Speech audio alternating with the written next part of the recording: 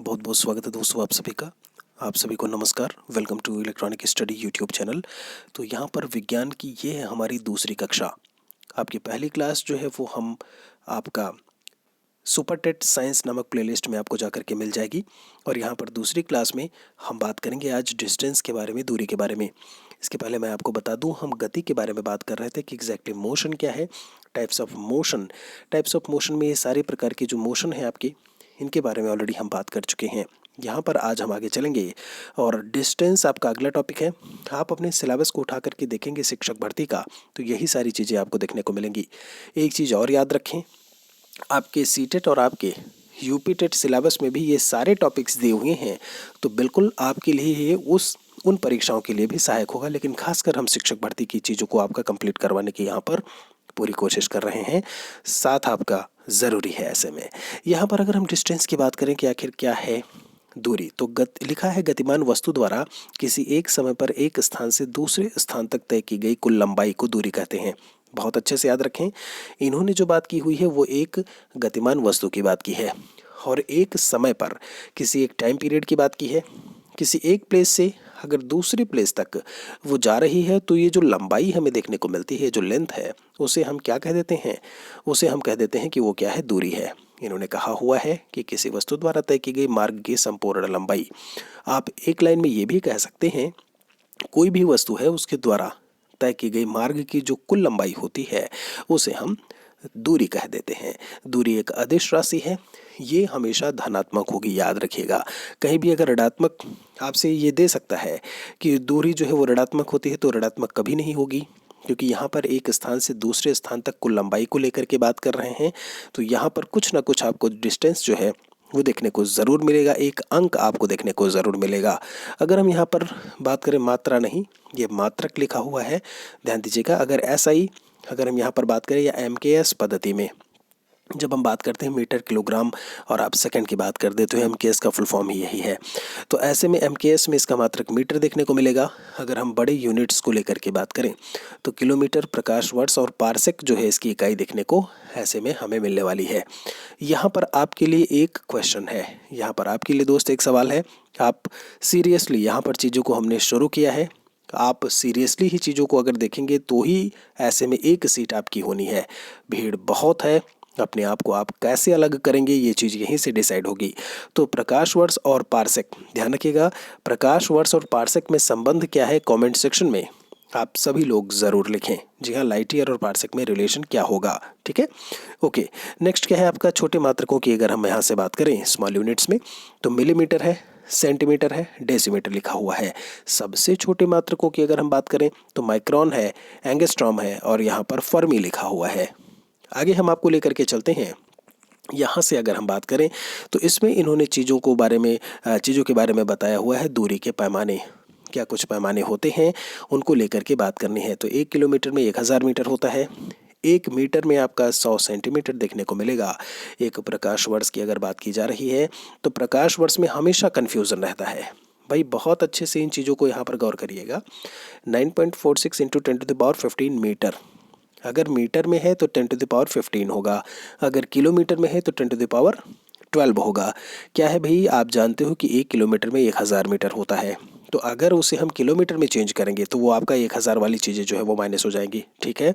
ये बात याद रहे, किलोमीटर से आप मीटर में करोगे तो वो चीज़ें मल्टीप्लाई होकर के ऊपर 15 हो जाएगा, ठीक है। ये चीज़ याद रहे, क्योंकि 10⁻3 क्या होता है, ये आपका 1000 ही होता है। ये चीज़ आपको याद रखने की ज़रूरत है। 1 माइक्रोन में 10⁻6 वैल्यू जो है वो देखने को मिलेगी। 1 एंगस्ट्रॉम को लेकर के बात की जाए तो 10⁻10, एक फर्मी में 10⁻15 और एक पारसेक जो है वो 3.6262 लाइट ईयर के इक्वल होता है।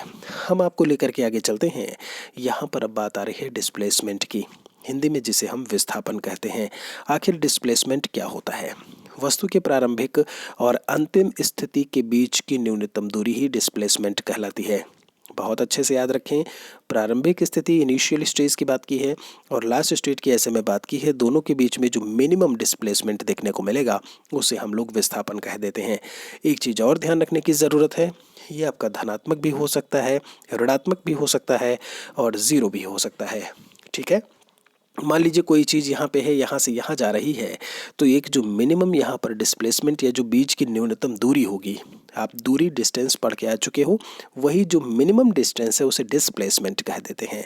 और यह एक आपकी सदिश राशि है।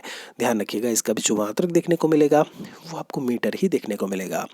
दूरी का मान हमेशा विस्थापन के बराबर या उससे अधिक होता है, या यहाँ पर बहुत अच्छे से याद रखें, दूरी का मान हमेशा विस्थापन के बराबर होगा या उससे अधिक होगा। मतलब ये चीज़ आपको याद रखने की ज़रूरत है कि दूरी जो है वो हमेशा ग्रेटर देन या इक्वल होगी किसके, जब हम बात करेंगे विस्थापन के। ठीक है, ये बात अच्छे से याद रखें। यहाँ पर विस्थापन बड़ा नहीं होगा, कारण उसके पीछे यही है कि मिनिमम डिस्टेंस की बात की है। आप समझ रहे हैं कि नहीं, मिनिमम डिस्टेंस आपका विस्थापन है, यानी विस्थापन जो है वो आपका छोटा ही ऐसे में देखने को मिलेगा जब जब हम दूरी की बात करेंगे। बोले हैं दूरी शून्य है तो विस्थापन भी शून्य होगा। सीधा से भाई मिनिमम डिस्टेंस जो है वो आपका डिस्प्लेसमेंट होता है, और जब मिनिमम डिस्टेंस ही शून्य है तो डिस्प्लेसमेंट भी आपका शून्य होगा। ठीक है, आगे चलते हैं आपको लेकर के। स्पीड की बात है। स्पीड को हिंदी में हम क्या बोल देते हैं, चाल। ठीक है, ये वाली चाल नहीं है नहीं, चाल ढाल वाला, ये चाल है आपकी। कौन सी बात कर लेते हैं, इसमें लिखा हुआ आपका कि एकांक समय में चली गई दूरी को चाल कहते हैं। एकांक समय मतलब यूनिट टाइम में, जो भी यूनिट टाइम में, अब यहाँ पर टाइम की बात कर दी इन्होंने, वहाँ पर मिनिमम डिस्टेंस की बात की थी। समझ रहे हैं आप, अभी इन्होंने मिनिमम टाइम में जो डिस्टेंस है उसे स्पीड कहते हैं। कोई वस्तु इकाई समय में जितनी दूरी तय करती है उसे हम लोग स्पीड कह देते हैं। अब वहाँ पर क्या था, मिनिमम डिस्टेंस को आपने डिस्प्लेसमेंट बोल दिया था। यहाँ पर क्या है, एकांक समय यानी यूनिट टाइम को ले लिया है, तो स्पीड को एस से डिनोट करते हैं। डी दूरी हो गई, एकांक समय, जी हाँ ये हो गया टाइम। तो जो स्पीड का फॉर्मूला आएगा वो S equal to D by T होता है, या इसे हम चाल बराबर दूरी बटे समय कह देते हैं। बहुत सारे इसमें न्यूमेरिकल भी आपके छोटे मतलब ऐसे नॉर्मल से पूछे जा सकते हैं, तो इस चीज़ को, इस फॉर्मूले को बहुत अच्छे से याद रखिएगा। अच्छा, अब यहाँ से मात्रक निकालने का, यूनिट को निकालने का एक तरीका क्या है, जब हमने आपसे कहा कि चाल बराबर क्या है, दूरी बटे समय, थोड़ा यहाँ पर आते हैं। हमने आपसे कहा है एस बराबर आपका क्या होता है, डी बाई टी होता है। चूँकि दूरी का मात्रक आपको बहुत अच्छे से पता है कि दूरी को हम रिप्रेजेंट करते हैं मीटर में और टाइम को रिप्रेजेंट करेंगे सेकंड में, तो एस का मात्रक यानी कि स्पीड का मात्रक हमारा मीटर पर सेकंड आ जाएगा। इसी तरीके से हम क्या करते हैं, सूत्र को फाइंड आउट करते हैं। जैसे एफ बराबर क्या होता है, m इंटू ए, अभी बल वाला टॉपिक आएगा तब हम आपको पढ़ाएंगे। तो ये क्या होता है, मास इंटू एक्सीलरेशन, इसका मात्रक किलोग्राम होता है और एक्सीलरेशन का मीटर पर सेकंड स्क्वायर होता है। आप मीटर पर सेकंड स्क्वायर लिख देंगे तो kilogram metre per second square जो है वो बल के रूप में आपको देखने को मिलेगा। तो इस तरीके से सूत्र से हम कैसे यूनिट्स को फाइंड आउट करते हैं, ये चीज़ भी आप समझ गए होंगे। यहाँ से अगर हम बात करें S equal to D by T, मात्रक मीटर पर सेकंड, चाल सदैव धनात्मक होती है। बहुत अच्छे से याद रखिएगा, जो चाल मिलेगी वो सदैव हमें धनात्मक मिलेगी। ठीक है, ओके। यहाँ पर थोड़ा सा अब हम आगे चलेंगे आपको लेकर के। अच्छा, एक चीज़ आपको यहाँ पर ध्यान रखने की ज़रूरत है, एक चीज़ है कि S is directly proportional to D, ये चीज़, and S is inversely proportional to 1/T। आप इसे ऐसे भी लिख सकते हैं, जो आपका यहाँ से स्पीड है वो आपका समानुपाती होता है डिस्टेंस के। ठीक है, अनुक्रमानुपाती भी कह सकते हो, और जो स्पीड है वो समय के विरुद्ध क्रमानुपाती होता है। ये दोनों चीज़ें अगर कभी देखिएगा तो घबराइएगा नहीं, इन दोनों को ही आपस में जब हम मिला देंगे तो हमें क्या देखने को मिलेगा, S equal to D by T.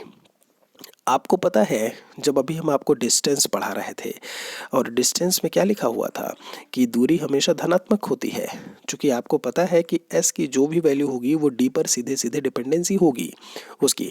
अनुक्रमानुपाती या समानुपाती या डायरेक्टली प्रोपोर्शनल का मतलब ही होता है क्या, कि अगर S की वैल्यू इंक्रीज होगी तो D की भी इंक्रीज होगी, S की वैल्यू अगर डिक्रीज होगी तो D की वैल्यू भी डिक्रीज होगी। समझ में आया? तो अगर महाराज D जो है यानी आपकी जो डिस्टेंस है वो अगर धनात्मक है तो S भी तो धनात्मक होगा ना।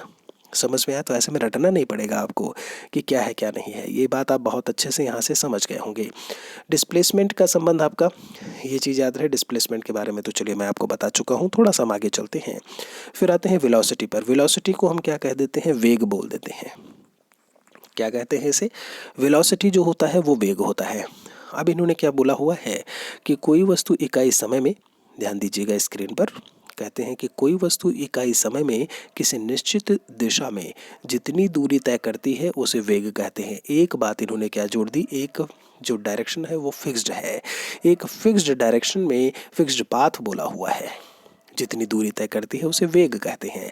विस्थापन सदिश राशि है और वेग भी ऐसे में सदिश राशि होगा। ध्यान दीजिएगा, जब हम डिस्प्लेसमेंट की बात कर रहे थे, एक चीज़ आपको यहाँ से समझ में आ रही होगी अब कि दूरी का संबंध जो है वो किससे हो गया दोस्त, चाल से हो गया। और दूरी से ही एक निकल करके आया था विस्थापन, तो विस्थापन का संबंध किससे हो गया, वेग से हो गया। ध्यान रहे, आगे से बहुत अच्छे से इसे याद रखिएगा। दूरी, जो भी दूरी के साथ में घटना होगी वो चाल के साथ में होगी, जो विस्थापन के साथ में होगी वो वेग के साथ में होगी। ठीक है, अगर विस्थापन आपका सदिश राशि है तो वेग भी सदिश राशि होगा।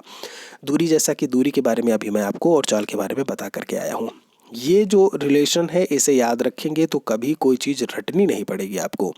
ये जो चारों भौतिक राशियाँ हैं, क्या संबंध है इनमें, कौन सदिश है कौन अदिश है, ऐसे में क्या कुछ संबंध है धनात्मक ऋणात्मक, और क्या कुछ है, सब कुछ आपको यहाँ से समझ में आ जाएगा।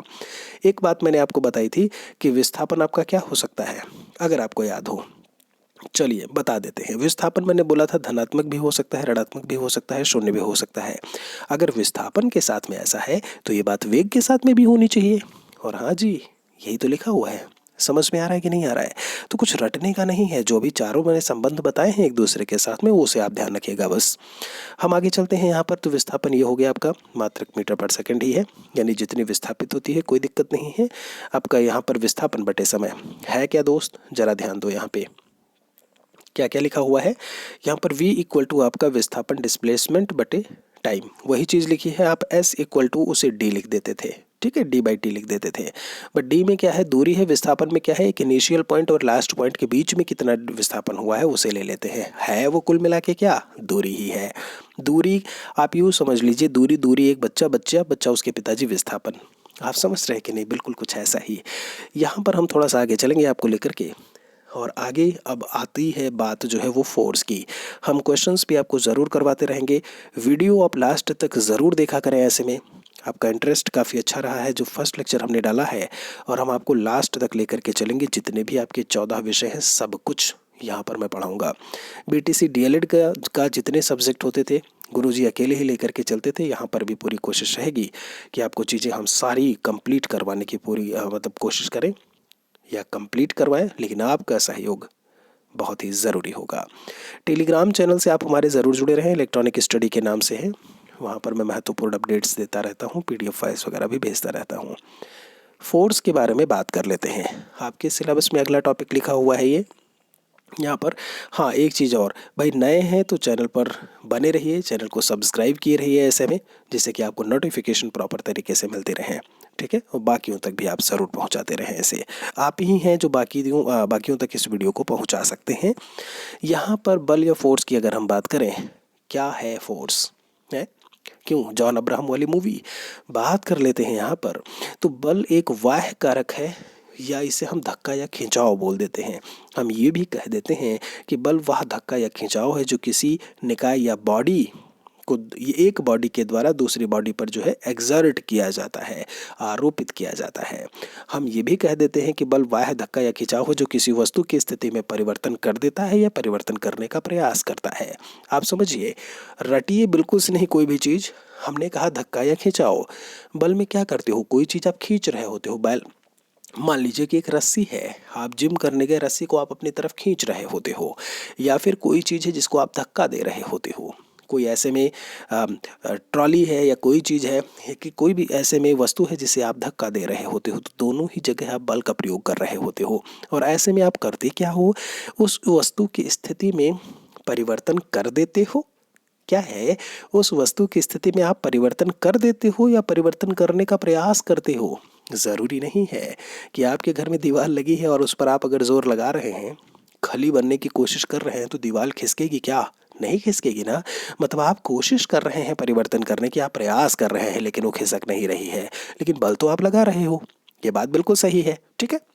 यहीं पर अगर कोई सोफ़ा रखा हुआ है, कोई ऐसे में कुर्सी रखी हुई है, आपने उस पर धक्का लगाया तो वो खिसक जाएगी। समझ रहे हैं दोस्त? तो ये चीज़ आपको याद रखने की ज़रूरत है कि परिवर्तन कर देना और परिवर्तन करने का प्रयास, दोनों ही चीज़ें देखने को मिलेंगी। एक बात और बताई हुई है इन्होंने कहा, वह वाह्य कारक है, एक एक्सटर्नल फैक्टर है जो किसी वस्तु को विराम या गति अवस्था दोनों में ही परिवर्तन कर देता है। मान लीजिए कोई वस्तु विराम में है तो आप उसे धक्का दे करके गति अवस्था में ला देंगे, गति अवस्था में है तो आप उसको खींच लिए। जैसे बचपन में हम लोग रिक्शे वाले जब जाते थे तो रिक्शे वाले पीछे से जो ऐसे होता नहीं है, ऐसे चोंगा टाइप का, अरे ऐसे जो छा देते हैं, यही ये नीचे रहता था तो हम लोग पकड़ के खींच लेते थे इसको, है ना, उसी पे लटके रहते थे तो उसे आगे नहीं जाने देंगे। तो ये चीज़ें आपको बहुत अच्छे से यहाँ पर समझ में आ गई होगी कि एग्जैक्टली व्हाट इज़ फोर्स। आगे कहते हैं आपसे कि बल लगाने हेतु कम से कम दो वस्तुओं के मध्य में परस्पर क्रिया का होना बहुत ज़रूरी है। यहाँ पर दो वस्तुओं के बीच में क्रिया, कैसी क्रिया? कहते हैं कि वह वस्तु जिस पर बल लगाना है और वह वस्तु जो बल आरोपित करती है। सीधा सा है, एक मैं है और एक वो रिक्शा, ये दोनों चीज़ें होने ज़रूरी है ना, नहीं तो बल कहाँ लगाएंगे ऐसे में।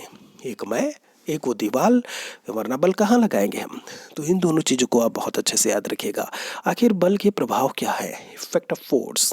स्थिर को गतिमान कर देता है, गतिमान को स्थिर कर देता है, गतिमान कोई भी चीज़ है उसकी चाल में परिवर्तन कर देता है। आप क्या कर रहे हैं, जैसे आप देखते होंगे, ये केवल मैं उदाहरण ले रहा हूँ, आप देखिए जब कोई कार एक दूसरे कार से ऐसे में टकराती है तो उसमें क्या होता है कि स्पीड उसकी जो थी कभी कभी स्लो होकर के फिर रुक जाती है ऐसे में। आप समझ रहे हैं कि नहीं? या फिर हो सकता है आप ब्रेक लगाएं, ऐसे में कोई भी चीज़ है ब्रेक लगाएं या कुछ भी ऐसा पड़ा आगे ब्रेकर है कुछ भी है तो उसकी चाल में जो है वो परिवर्तन आपको देखने को मिल जाएगा। ठीक है, बात करते हैं बल के सूत्र और मात्रक को लेकर के। ऐसे में तो फोर्स इक्वल टू द्रव्यमान इंटू एक्सेलरेशन होता है। मैंने अभी अभी आपको बताया था कि इस चीज़ को लेकर के मैं बात करूंगा। तो force equal to mass into acceleration यानी कि द्रव्यमान गुणे त्वरण होता है। और यहीं से हम फाइंड आउट करेंगे कि फोर्स का मात्रक निकल करके क्या आएगा। यहाँ पर kilogram metre per second square होगा, आप इसे देख लीजिएगा एक बार। ठीक है, त्वरण का मात्रक आपका मीटर पर सेकंड स्क्वायर करके हमने लिख दिया। और यहाँ पर इन्होंने क्या बोला है आपका किलोग्राम। ठीक है, तो चूंकि मास का मात्रक किलोग्राम होता है तो एफ का आपका kilogram metre per second square, ये चीज़ भी आपको देखने को मिल जाएगी। और एक चीज़ आपसे ये भी कहते हैं आपसे कि मात्रक जो आपका लिखा है एसआई में न्यूटन और डाइन जो है वो सीजीएस पद्धति में आपको देखने को मिलेगा। ठीक है, ये बात बहुत अच्छे से याद रखिएगा। वेग परिवर्तन की दर ही जो है वो त्वरण कहलाती है। एक मिनट यहाँ पर ध्यान दीजिए, वेग परिवर्तन की दर है ना, यानी कि वेलोसिटी, वेग का मात्रक आपका जो है कुछ भी है, दूरी चलेगा, डिस्टेंस हो गया, अपॉन टाइम हो गया, मीटर पर सेकंड आप इसे चेक कर लीजिएगा स्क्वायर होगा कि मीटर पर सेकंड है। ठीक है, एक बार आप देख जरूर लीजिएगा। ओके, अच्छा यहाँ पर एक बात और इन्होंने बताई हुई है कि भाई अगर हम बल के प्रकार को लेकर के बात करें, अगर हम बल के प्रकार को लेकर के बात करते हैं तो कौन कौन से टाइप्स ऑफ फोर्सेस जो है वो हमें देखने को मिलेंगे। तो इन्हें हम डिवाइड करते हैं आपके तीन प्रकार के बलों में। एक संपर्क बल होता है कॉन्टैक्ट फोर्स करके, एक नॉन कॉन्टैक्ट करके होता है, और एक होता है जब हम सिंपल फोर्स को लेकर के बात करते हैं। इसमें से जो आपका संपर्क बल है, संपर्क बल में कॉन्टैक्ट फोर्स में तीन प्रकार के बल हैं। पेशीय बल दिया हुआ है, जो मसल्स वाली चीज़ें होती हैं, घर्षण यानी फ्रिक्शनल, और एक अनुप्रयुक्त बल दिया हुआ है। असंपर्क की अगर हम बात करें तो गुरुत्वाकर्षण बल होता है, चुंबकीय बल होता है और स्थिर वैद्युत बल होता है। आपके प्रीवियस पेपर में जब हम बात करते हैं जो प्राइमरी शिक्षक भर्ती का, तो उसमें यहाँ से सवाल जो पूछा गया था वो अभी हम आपको बताएंगे। ठीक है, सबसे कमज़ोर बल को लेकर के। साधारण बल में संतुलित होता है, एक बैलेंस्ड होता है, नॉन बैलेंस्ड करके होता है। तो ये दो बल जो है वो देखने को मिलते हैं। बात आती है एग्जैक्टली जो पेशीय बल है वो क्या होता है। इन्होंने कहा किसी वस्तु को हाथ से उठाने पर हाथ की मांसपेशियों पर उत्पन्न खिंचाव जो है वो पेशीय बल को दर्शाता है। क्या करता है, कोई भी चीज़ आप उठा रहे हैं तो हाथ से उठाने पर हाथ की मांसपेशियों पर उत्पन्न खिंचाव आप देखते होंगे, लगता होगा जैसे आप डंबल वगैरह उठाते हैं या कोई बाल्टी उठा लिया, सिलेंडर उठा लिया, ऐसे में सिलेंडर तो नहीं है उठाते होगे, क्या कहते हो। जब मैंने आपसे यहाँ पर बोला तो ये क्या है, पेशीय बल को दर्शा रहा है। जैसा कि इन्होंने बोला हुआ है हाथ से पानी की भरी बाल्टी उठाना, हथौड़ी चलाना, ये पेशीय बल हो गया। घर्षण बल की बात कर लेते हैं तो कहते हैं कि इन्हीं दो सतह के संपर्क तलों के बीच सापेक्ष गति का विरोध करने वाले बल को घर्षण बल कहते हैं। बहुत अच्छे से याद रखिएगा, मोस्ट इंपॉर्टेंट है आपका। दो सतह के संपर्क तलों के बीच में सापेक्ष गति का विरोध। सापेक्ष मतलब समझते हैं, एक चीज़ ऐसे जा रही है तो ये कोई ए वस्तु है, ए के सापेक्ष बी की गति क्या है, तो ये जिधर जा रही है उसके सापेक्ष इसको लेकर के बात करते हैं। इंग्लिश में इसे हम रिलेटिव करके बोल देते हैं। ठीक है, आपने सापेक्ष गति के बारे में पढ़ा होगा। तो अगर हम बात करें, मान लीजिए कि यह कोई एक सड़क है और इस पर आप अपनी जो है एक स्कूटी लेकर के जा रहे हो, आप अपनी बाइक लेकर के जा रहे हो, साइकिल लेकर के जा रहे हो। बहुत अच्छे से याद रखिएगा, ये जो घर्षण बल है, ये जो फ्रिक्शनल फोर्स होते हैं, जब आप इस पर चला रहे होते हो तो ये आप अगर इस डायरेक्शन में जा रहे हैं तो जो घर्षण बल होता है वो कुछ इस दिशा में काम कर रहा होता है। समझ में आया? किधर? अपोजिट डायरेक्शन में विरोध करने वाला जो बल होता है वो क्या है? तो इन्होंने दो सतह के संपर्क तल की बात की है ना। एक तो सतह आपका वो हो गया जो सड़क है, दूसरी किसकी सतह है? वो जो पहिया है, वो जो टायर है आपके बाइक का, स्कूटी का, कार का, जो भी आप कह लें। ऐसे में वस्तु की गति की विपरीत दिशा में ये काम करता है। बहुत अच्छे से याद रखें, मोस्ट इंपॉर्टेंट है आपका ये। ठीक है, आगे लेकर के चलते हैं। बात आती है आखिर अनुप्रयुक्त बल क्या होता है। जब एक ऑब्जेक्ट दूसरे ऑब्जेक्ट पर बल लगाता है, जैसे हाथ के ठेले में धक्का देना, कोई एक ऑब्जेक्ट दूसरे ऑब्जेक्ट पर बल लगाता है, तो हाथ के ठेले में जो धक्का देना है ये आपसे अनुप्रयुक्त बल के उदाहरण में आपको देखने को जो है यहाँ से मिलेगा। थोड़ा आगे आपको लेकर के चलते हैं। गुरुत्वाकर्षण बल कहते हैं कि पृथ्वी प्रत्येक वस्तु को अपने केंद्र की ओर आकर्षित करती है। ये बात तो आप अच्छी तरीके से जानते हो, है नहीं? न्यूटन ने देखा, आखिर सेब गिरा, ऐसा कहा जाता है तो नीचे ही क्यों आया, ऊपर क्यों नहीं चला गया। तो यहाँ से ये चीज़ आपको क्लियर होती है कि अपने केंद्र की ओर आकर्षित करती है। कुछ तो है कि हम यहाँ पर पृथ्वी पर खड़े होकर के चल पाते हैं, है ना।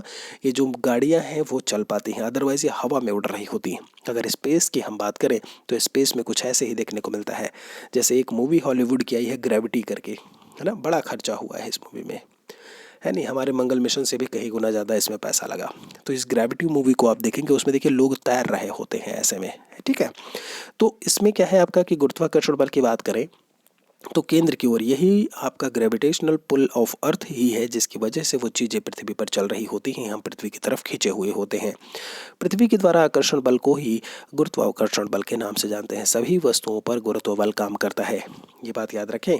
सभी वस्तुओं पर ग्रेविटेशनल फोर्स वर्क करता है। इसके लिए वस्तु और पृथ्वी के बीच संपर्क होना आवश्यक नहीं है। समझ रहे हो कि नहीं? जैसे किसी में आप संपर्क की बात करते हो, इसमें संपर्क का होना ज़रूरी नहीं है। जैसे मैंने एक गेंद ऊपर उछाली तो पृथ्वी की सतह और गेंद में संबंध, कोई संपर्क तो है नहीं, लेकिन फिर भी गेंद पृथ्वी की तरफ आ रही है? समझ रहे हो कि नहीं है? हम अपने आप को उछाल दें ऊपर की तरफ तो भी तुम नीचे ही आएंगे, है जी। तो वीकेस्ट फोर्स, यही आपका सवाल पूछा गया था सुपर टेट में। सबसे कमजोर बल वीकेस्ट फोर्स कौन सा है? तो वीकेस्ट कौन सा है, इसे हम लोग गुरुत्वाकर्षण बल ही के नाम से जानते हैं, ग्रेविटेशनल पुल के नाम से। आगे यहाँ पर हम चलते हैं। स्थिर विद्युत बल, स्थिर विद्युत से उत्पन्न होने वाला बल स्थिर वैद्युत बल, इसे हम लोग इलेक्ट्रोस्टैटिक फोर्स के नाम से जानते हैं। यह दो आवेश युक्त वस्तुओं के बीच में लगता है। ध्यान रखिएगा, आवेश युक्त मतलब चार्ज्ड वाली जो भी आपकी थिंग्स होंगी, चीज़ें होंगी, उनके बीच में काम करता है। गुरुत्वाकर्षण के बल जैसा होता है, लेकिन जैसे गुरुत्व बल केवल आकर्षण पर लगता है, बट स्थिर वैद्युत बल आकर्षण और प्रतिकर्षण दोनों पर काम करते हैं। तो बहुत ही भौकाली तरीके से यहाँ से आपको समझ में आ गया होगा कि अगर हमने ग्रेविटेशनल फोर्स को पढ़ लिया जो अपनी तरफ अट्रैक्ट करता है, तो अट्रैक्शन का काम और रिपल्सन का काम, दोनों काम होता है स्थिर वैद्युत बल का। ठीक है, ये सबसे बड़ा अंतर है जो आपको यहाँ से याद करना है। चुंबकीय बल की बात कर लेते हैं। मैग्नेटिक फोर्स, चुंबक द्वारा लोहे की कीलों पर लगाए गए बल को हम क्या कहते हैं? जैसे आप बचपन में देखे होंगे, छोटे छोटे चुंबक, उस पर सिक्के चिपकाते हैं, सिक्के चिपका दिया आप ऐसे में उसमें। तो यहाँ पर चुंबक द्वारा लोहे की कीलों पर जो लगाया गया बल होता है उसे हम चुंबकीय बल कहते हैं। बात आती है संतुलित बल क्या है ऐसे में, जिसमें दोनों तरफ समांतर बल ही लगाया जाता है। यहाँ पर जो रिजल्टेंट फोर्स का वैल्यू होगा वो शून्य होगा। जैसे अगर हम झूले को लेकर के बात करें, तराजू को लेकर के बात करें, आप तराजू देखिए ना, इधर का पलड़ा यहाँ पे है, एक तरह एक यहाँ पे है उसकी डंडी, आप समझ रहे हैं कि नहीं? दोनों तरफ बराबर, इधर भी 1 किलो इधर भी 1 किलो, तो उसका परिणामी जो है वो क्या होगा? ऐसे में 0 देखने को मिलेगा। इस बल से कोई भी वस्तु मोशन नहीं करती है, क्योंकि परिणामी जब शून्य है, जब परिणामी शून्य है तो कोई मोशन करेगा ही नहीं, कहीं कुछ जाएगा नहीं। आप झूला इधर से भी उतना लगा रहे हो, उधर से भी उतने ही भार का बैठा हुआ है, तो वो वहीं का वहीं रहेगा। असंतुलित बल की बात कर लेते हैं। यहाँ पर कहे हैं कि resultant force is not equal to 0, मतलब तराजू एक तरफ हमने 2 किलो का बाट रख दिया, एक तरफ 1 किलो का है। आप समझ रहे हैं कि नहीं? ऐसे में वो नॉन बैलेंस्ड आपका होगा, या फिर बैलेंस्ड फोर्स में वो काउंट हमारा नहीं होगा। आशा उम्मीद है कि यहाँ तक की चीज़ों को आपने बहुत ही बेहतरीन तरीके से समझा होगा। आज के सेशन में इतना ही। एक और सेशन आपको फिर से कल सुबह 7 बजे मिलेगा। अपडेटेड रहिए, वीडियो को शेयर करते रहिए बाकी अपने दोस्तों सहपाठियों के साथ में। मेरे लिए कोई सुझाव है, कोई सवाल है तो कमेंट सेक्शन आपके लिए है, ज़रूर मेंशन करें। मिलते हैं आपसे एक और वीडियो में। Thank you.